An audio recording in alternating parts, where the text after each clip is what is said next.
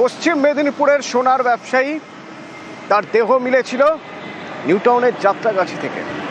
পরিবার অভিযোগ করেছিল অপহরণ করে খুন করেছেন রাজগঞ্জের বিডিও। আমরা লাগাতার অন্তর্তদন্ত করে দেখেছি বিডিও কোথায় ছিলেন, বিডিওর সঙ্গী কারা ছিল। আমরা গতকালই জানাচ্ছিলাম এবার তদন্তে জাল গুটিয়ে আনবে পুলিশ। তদন্ত অনেক দূর এগিয়ে গিয়েছে। আজকের খবর, দুজন গ্রেপ্তার। এই দুজন কারা? এই দুজন কারা? একজন ওই রাজগঞ্জের বিডিওর গাড়ির ড্রাইভার, আর একজন ওই বিডিওর বন্ধু। এই দুজন পুলিশের জালে। সোনার ব্যবসায়ীর খুনের তদন্ত করতে গিয়ে এই দুজনকে গ্রেপ্তার করা হলো কেন? এই দুজনের বিরুদ্ধে কি তথ্য প্রমাণ পুলিশের কাছে রয়েছে?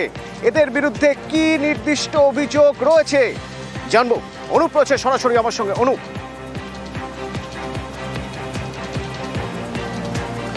নিউজ 18 বাংলায় খবরের জের এমনটাই বলা যায়। লাগাতার এই খবর সম্প্রচার হওয়ার পরবর্তী ক্ষেত্রে কিন্তু ইতিমধ্যেই এই দুজনকে গ্রেপ্তার করা হলো। ভিডিও যিনি গাড়ির চালক একেবারে রাজু ঢালি, তাকে গ্রেপ্তার করা হয়েছে। যেদিন ঘটনা ঘটে সেদিনকে ভিডিওর সঙ্গে কিন্তু তিনি উপস্থিত ছিলেন এবং যে গাড়ি চালিয়ে সিসি ক্যামেরা ফুটে দেখা যাচ্ছে তিনি দেহ নিয়ে যখন যাচ্ছিল, কিন্তু একেবারে রাজু ঢালি তিনিই গাড়ি চালাচ্ছিলেন। অন্যদিকে ভিডিও যিনি বন্ধু, পেশায় কন্ট্রাক্টর, জলপাইগুড়ি জেলারই একেবারে পেশায় কন্ট্রাক্টর তুফান থাপা, এই দুজনকেই কিন্তু ইতিমধ্যেই গ্রেপ্তার করা হয়েছে এবং জেলা পুলিশ থেকে সঙ্গে যোগাযোগ করা হয়েছিল এবং বিধাননগর পুলিশের গোয়েন্দা শাখার পুলিশ সেখানে পৌঁছয়। তারপরেই কিন্তু সেখান থেকে গতকাল রাতের বেলা গ্রেপ্তার করে বিধাননগর দক্ষিণ থানায় আনা হয়েছে। ইতিমধ্যেই দক্ষিণ থানায় এই দুজনকেই রাখা হয়েছে, কিন্তু এখনো পর্যন্ত পুলিশের জালে ভিডিও নয়। ক্যামেরার ফুটেজ দেখে এই দুজনকে চিহ্নিত করা হয়েছে, তারপর গ্রেপ্তার করা হয়েছে।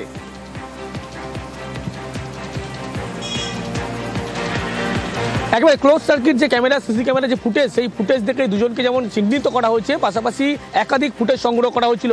কিন্তু অন্যত্র দেখলে দেখা যাবে যে একাধিক ব্যক্তিকে জিজ্ঞাসাবাদ করে প্রত্যক্ষদর্শীকে, এবং যে মূল সাক্ষী একেবারে সেই অশোক করকেও জিজ্ঞাসাবাদ করা হয়েছিল। সেখানেও কিন্তু অশোক কর যে চিহ্নিত করতে পেরেছিল, এই দুজনকে আলাদাভাবে চিহ্নিত করতে পেরেছিল। তারপরেই কিন্তু পুলিশের পক্ষ থেকে ইতিমধ্যেই জলপাইগুড়ি জেলা থেকে গ্রেপ্তার করা হয়েছে এবং সেখান থেকে গ্রেপ্তার করার পরবর্তী ক্ষেত্রে বিধাননগর গোয়েন্দা শাখার পুলিশ তারা বিধাননগর দক্ষিণ থানায় নিয়ে আসা হয়েছে এবং সেখানে আজকে সকাল থেকে পুলিশের উচ্চপদ আধিকারিক তাদেরকে জিজ্ঞাসাবাদ করে। গোটা ঘটনা সম্পর্কে জিজ্ঞাসাবাদ করা হয়। 14 দিনের পুলিশি হেফাজতের কিন্তু পুলিশের পক্ষ থেকে আবেদন জানানো হচ্ছে। এই যে স্বর্ণ ব্যবসায়ী খুনের ঘটনা, সেই ভিডিওর বিরুদ্ধে খুনের অভিযোগ করেছে পরিবার। এবার জলপাইগুড়ির রাজগঞ্জের বিডিওর এক বন্ধু আর তার গাড়ির ড্রাইভার, তাদের জলপাইগুড়ি থেকে পুলিশ তুলে নিয়ে এসেছে। তাদের দুজনের নাম, ড্রাইভারের নাম রাজু ঢালি আর ভিডিওর বন্ধু তুফান থাপা। পুলিশের কাছে যে সিসি ক্যাম ফুটেজ রয়েছে, সেই ফুটেজে এই দুজনকে দেখা গিয়েছে। প্রত্যক্ষদর্শীরা এই দুজনকে চিহ্নিত করেছেন। তারপর তাদের জলপাইগুড়ি থেকে তুলে নিয়ে আসা হয়েছে। এবার তাদের জিজ্ঞাসাবাদ করে আরও তথ্য মিলবে। কিন্তু এখান থেকেই প্রশ্ন, এতদিন ধরে এই নিহতর পরিবার তারা একটাই কথা বলে এসেছে, পুলিশ কেন সক্রিয় হচ্ছে না, পুলিশ কেন সক্রিয় হচ্ছে না।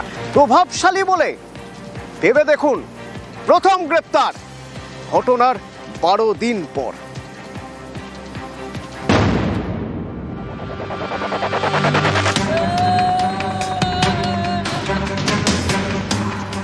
জলপাইগুড়ি রাজগঞ্জের ভিডিও প্রশান্ত বর্মন, তার বাড়ি থেকে নাকি সোনা চুরি হয়েছিল। সেই সোনা যায় সোনার দোকানের মালিক স্বপন কামিল্লার হাতে। অভিযোগ, এই স্বপন কামিল্লাকে অপহরণ করা হয়। এর একদিন পরে তার দেহ উদ্ধার। পরিবার ভিডিওর বিরুদ্ধে খুনের অভিযোগ দায়ের করে। 23 তারিখ কলকাতা যান দোকান খোলার জন্য, ওটা 2-3টা গাড়ি আসি আমার স্বামীকে তুলে নিয়ে যান। আমার মনে হয় প্রশান্ত বর্মা নামে লোকটা আমার স্বামীকে সেইও খুন করে মেরে দিয়েছে, তুলে নিয়ে গেছে। অভিযোগ করেছেন থানায়? হ্যাঁ। আমার কোনো সোনা চুরি হয়নি, আমার কোনো বাড়ি নেই এবং আমি সেই স্বর্ণ ব্যবসায়ীকেও চিনি না, চোরকেও চিনি। আরে ভিডিও, আপনি সত্যতা ভিডিও যাচাই করে দেখুন। অথচ যিনি সোনা চুরিতে অভিযুক্ত তিনি কিন্তু সব স্বীকার করেছেন। ওনার বাড়িতে আমি কাজ করতাম, ওই কুকুর দেখাশোনা কাজ করতাম। মানে ওনার বাড়িতে কিছু গয়না ছিল। এইবারে আমি নেশার ঘরে মানে মদ খেয়েছিলাম, ওনার মালগুলো বার করে স্বপন কামলিয়াকে আমি দিয়েছি। তারপরে যখন ওনাদের গণেশ পূজা হয়েছিল, তখন ওনাদের গয়নাটা খুঁজাখুঁজি চলে, তখন স্যার আমাকে ডাকে, তখন আমি স্বীকার করেছি স্যার গয়না আমি নিয়েছি। আমার তখন মারধর করেছিল, কাকে দিয়েছিস না আমি স্বপন কামিলে বাসন্তী জুয়েলার্সে দিয়েছি। ভিডিওর দাবি সোনা নাকি চুরি হয়নি, সেই ভিডিওই আবার কি বলছেন শুনুন। যিনি চোর তিনি বড় গলায় কথা বলছেন এবং যিনি সোনা গলিয়েছেন তিনিও বড় গলায় তার পরিবার কথা বলছেন। ভিডিওর দাবি সোনা চুরি হয়নি, তাহলে তিনি কেন বলছেন যে চোর এবং যিনি সোনা গলিয়েছেন তার পরিবার বড় বড় কথা বলছে? ভিডিও কি তাহলে স্বীকার করে নিলেন সোনা চুরি হয়েছে? অনেকের এও প্রশ্ন, ভিডিও কিভাবে জানলেন সোনা গলানো হয়েছে? যিনি চোর তিনি বড় গলায় কথা বলছেন এবং যিনি সোনা গলিয়েছেন তিনিও বড় গলায় তার পরিবার কথা বলছেন। সল্টলেকের দত্তাবাদের সোনা ব্যবসায়ী স্বপন কামিল্লা। অভিযোগ, গত 28 অক্টোবর তাকে তুলে আনা হয়, নিয়ে যাওয়া হয় নিউ টাউনের বহুতলে। 30 অক্টোবর যাত্রাগাছি থেকে স্বপনের ক্ষতবিক্ষত দেহ মেলে। রাজগঞ্জের ভিডিওর বিরুদ্ধে 1 নভেম্বর পুলিশে অভিযোগ জানায় নিহত স্বপনের পরিবার। তার ভিত্তিতে এফআইআর হয়। অভিযোগ, এরপর যার বিরুদ্ধে ভিডিওর বাড়ি থেকে সোনা চুরির অভিযোগ, সেই অশোক করকে জিজ্ঞাসাবাদ করে পুলিশ। অনেকেই বলছেন, যার বিরুদ্ধে চুরির অভিযোগ তাকে তো পুলিশ জিজ্ঞাসাবাদ করবেই, কিন্তু যার বিরুদ্ধে খুনের অভিযোগ তার বিরুদ্ধে কেন পুলিশ কোনো পদক্ষেপ করছে না? প্রশ্ন তুলছে নিহত ব্যবসায়ীর পরিবার। পুলিশ এখন অ্যারেস্ট করেন কেন? ও কি অত প্রভাবশালী? আমরা গরিব মানুষ, ও বিচার নেই? পুলিশকে এখন অ্যারেস্ট করেন কেন? দাদাকে যে খুন করেছে ওকে অ্যারেস্ট চাই, নাতে আমরা কোর্টে আবার ওর নামে কেস করব। রাজগঞ্জের ভিডিওর বিরুদ্ধে খুনের অভিযোগ, এফআইআর হয়েছে। ময়না তদন্তের প্রাথমিক রিপোর্টে পিটিয়ে খুনের প্রমাণ মিলেছে। অনেকেরই প্রশ্ন, এত কিছুর পরেও ভিডিওর বিরুদ্ধে কেন পুলিশ পদক্ষেপ করছে না? খুনে অভিযুক্ত ভিডিওর এত কি প্রভাব যে পুলিশ এভাবে নীরব? তদন্তে নেমে পুলিশের নজরে নাকি ভিডিওর গাড়ি চালক, নিরাপত্তারক্ষী, মাসলম্যানরা। এতেই অনেকের প্রশ্ন, তাহলে কি ভিডিওকে বাঁচাতেই সক্রিয় পুলিশ? মাথাকে বাঁচাতেই কি চুনোপুটিদের টার্গেট করা হচ্ছে? পুলিশ এখন অ্যারেস্ট করেন কেন? ও কি অত প্রভাবশালী? আমরা গরিব মানুষ, ও বিচার নেই? পুলিশকে এখন অ্যারেস্ট করেন কেন? দাদাকে যে খুন করেছে ওকে অ্যারেস্ট চাই, নাতে আমরা কোর্টে আবার ওর নামে কেস করব। ভিডিওর বিরুদ্ধে খুনের অভিযোগ, তারপরেও পুলিশ নীরব, আর অভিযুক্ত ভিডিওর গলায় হুঙ্কার। দাবাং থেকে মাটিতে শোয়ানো যায়, সেটাই একটা চক্রান্তকারীরা চক্রান্ত করে যাচ্ছে। চক্রান্তকারীদের চক্রান্ত থাকবে না, দাবাংই থাকবে। রাজনৈতিক না কি চক্রান্তকারীদের আমি খবর পেয়েছি, আমিও দেখে নেব। নিউজ 18 বাংলা।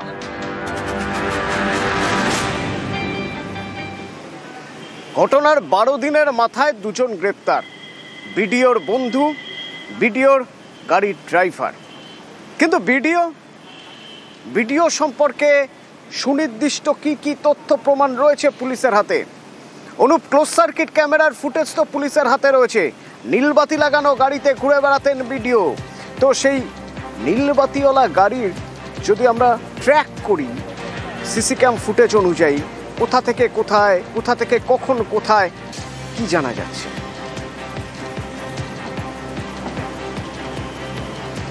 দেখো, যে ফুটেজ একেবারে পুলিশের কাছে ইতিমধ্যে এসে পৌঁছেছে, প্রথমে 7 ঘন্টার ফুটেজ, সেই ফুটেজে কিন্তু গোটা ঘটনা, একেবারে যে ভিডিও ইনভলভমেন্ট কীভাবে, গোটা বিষয় কিন্তু পরিষ্কার রয়েছে। এবং ভিডিও যে রীতিমতো তাকে অপহরণ করার সময় থেকে শুরু করে তাকে তার বাড়িতে ফ্ল্যাটে নিয়ে যাওয়ার পুরো দাদাগিরি যে করছে, সেই ছবি পর্যন্ত সেই পুলিশের কাছে আছে। আর এখানে যথেষ্ট ছিল। তাছাড়া যে ভিডিওকে জানানো হচ্ছিল যে ভিডিও কলকাতায় আসেননি, কিন্তু যে ফুটেজ গতকালকে আমরা যে খবর সম্প্রচার করছিলাম, সেখানে কিন্তু ভিডিও যে কলকাতায় এসেছিল, বিমানের টিকিট বা বিমানের প্যাসেঞ্জার লিস্টের নাম দেখলেই কিন্তু একেবারে স্পষ্ট করা যাচ্ছিল। অন্যদিকে পুলিশের পক্ষ থেকে সেই ফুটেজও সংগ্রহ করা হয়েছিল। তার পাশাপাশি দেহ যখন বের করে লোপাট করা হচ্ছিল, সেই মুহূর্তে সিসি ক্যামেরা ফুটেজ, সেখানে কিন্তু একেবারে যে গাড়িতে করে নিয়ে যাওয়া হচ্ছিল, সেই গাড়ি চালাচ্ছিল রাজু ঢালি, যিনি গ্রেপ্তার হয়েছেন, ভিডিওর গাড়ির চালক। এবং গোটা ঘটনায় যে ভিডিও ভূমিকা ছিল, সক্রিয় ভূমিকা ছিল, সেটা কিন্তু এই সমস্ত ফুটেজে পুলিশের কাছে একেবারে স্পষ্ট। সেই কারণে পুলিশের পক্ষ থেকে বলা চলে, ইতিমধ্যে আমরা যদি বিষয়টাকে এভাবে ভাবি যে ভিডিও তো অস্বীকার করেছিলেন আমাদের সঙ্গে ফোনে কথা বলার সময় যে তিনি নাকি সে সময় কলকাতায় আসেন। তার মানে তিনি যে কলকাতায় এসেছেন, বিমানবন্দর থেকে বেরোচ্ছেন, সেই ফুটেজ পুলিশের কাছে আছে। তার নীলবাতিওয়ালা গাড়ি নিউ টাউনের ফ্ল্যাটে যাচ্ছে, সেই ছবি রয়েছে পুলিশের কাছে। সেখান থেকে চ্যাংদোলা করে বের করে নিয়ে গাড়ি চলে গেল যাত্রাগাছির দিকে, সেই ফুটেজও আছে পুলিশের কাছে। মানে যদি টাইম লাইন, যদি ক্রোনোলজি দেখি আমরা, সেই ক্রোনোলজিক্যাল ফুটেজ পুলিশ পুরোটাই পেয়ে গেছে।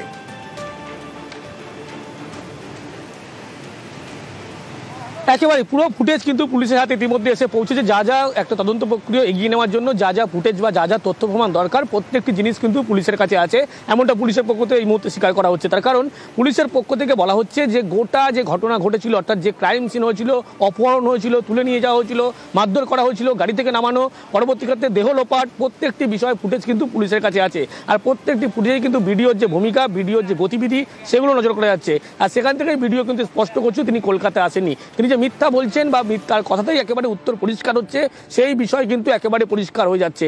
আর ভিডিও যে কলকাতায় এসেছিল তার সিসি ক্যামেরা ফুটেজ এবং যে তার গাড়ির চালক যে গ্রেপ্তার, অন্যদিকে তার ঘনিষ্ঠ বন্ধু গ্রেপ্তার, এবং এই যে পুলিশের কাছে সব তথ্য প্রমাণ রয়েছে, পুলিশ মোটামুটি ঘটনা সব সাজিয়ে ফেলেছে, পুলিশ নির্দিষ্ট তথ্য প্রমাণ এবং প্রত্যক্ষদর্শীর বয়ানের ভিত্তিতে দুজনকে গ্রেপ্তার করেছে। সেই দুজন ভিডিওর ঘনিষ্ঠ, তারপরেও ভিডিও এই ঘটনার সঙ্গে জড়িত মানতে নারাজ, বরং উল্টে তিনি ষড়যন্ত্রের তত্ত্ব খাড়া করছেন।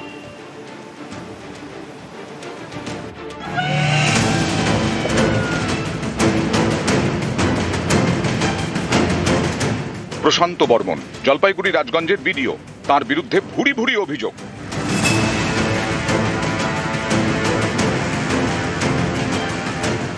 অভিযোগ 28 অক্টোবর সোনা ব্যবসায়ী স্বপন কামিল্লাকে সল্টলেকের দত্তাবাদ থেকে অপহরণ করেন রাজগঞ্জের ভিডিও, তুলে নিয়ে যান নিউ টাউনের বহুতলে। আমাকে নিয়ে এসে নামিয়েছে, আমি সবে নেমেছি, তখন হঠাৎ উনি বললো যে বেরিয়ে এসে ঘর থেকে ওনাকে দিয়ে আসো, ড্রাইভার বলছে। ওনাকে কোন জায়গা নিয়ে গেল? ও ভেতরে ঢুকিয়ে দিল, এরকম ঘরে ঢুকিনি। 30 অক্টোবর নিউ টাউনের যাত্রাগাছি থেকে ব্যবসায়ীর ক্ষতবিক্ষত দেহ উদ্ধার। তদন্তে নেমে পুলিশ জানতে পেরেছে দিন 10 আগে 20 অক্টোবর কলকাতায় আসেন রাজগঞ্জের ভিডিও প্রশান্ত বর্মন বাগডোগরা থেকে ইন্ডিগোর বিমানে। বিমানের number 6E135, seat number 25E। 29 October Kolkata থেকে বিমানেই শিলিগুড়ি ফিরে যান প্রশান্ত বর্মন। বিমানবন্দর থেকে সিসি ক্যামেরা ফুটেজ সংগ্রহ করেছে পুলিশ, সেখানেও নাকি ভিডিও প্রশান্ত বর্মনকে দেখা গেছে। মিলেছে বিমানের টিকিটের নাম্বারও। কোথায় প্লেনের টিকিট পাওয়া গেছে, কি আছে, সবে এখন সমস্ত কিছুই মিথ্যা। আমি বলে দিচ্ছি, ষড়যন্ত্র। এখন বর্তমান যুগে কার ছবি কে কিভাবে ব্যবহার করছে, আর আমার ছবি আজকে শুধু নয়, আমার ছবি কালচিনি থেকে শুরু করে সবখানেই আছে।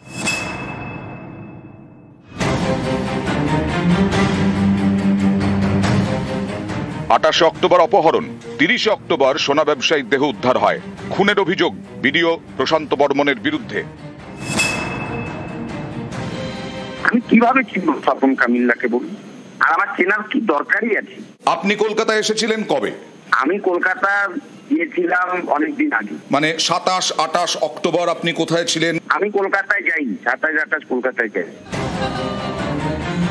সোনা ব্যবসায়ীর ক্ষতবিক্ষত দেহ উদ্ধার। 1 নভেম্বর ব্যবসায়ীর পরিবার বিধাননগর দক্ষিণ থানায় লিখিত অভিযোগ জানায়, যার ভিত্তিতে এফআইআর হয়েছে। নিহত ব্যবসায়ীর পরিবারের অভিযোগের ভিত্তিতে খুনের মামলা হয়েছে ভিডিওর বিরুদ্ধে।